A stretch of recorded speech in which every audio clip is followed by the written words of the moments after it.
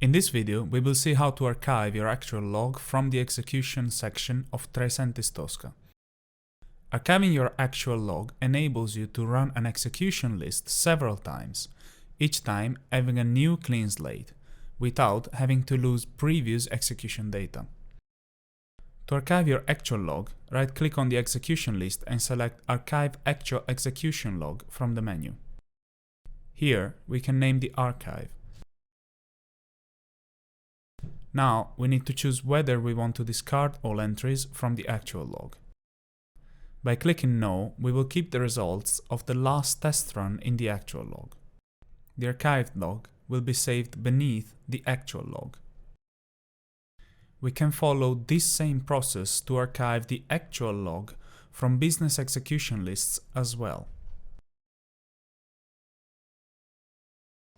Thanks for watching this video. Subscribe to the Tricentis Academy channel to get the latest tips, tricks, and user tutorials to help you best utilize Tricentis' continuous testing platform. For more information, please visit tricentis.com/academy.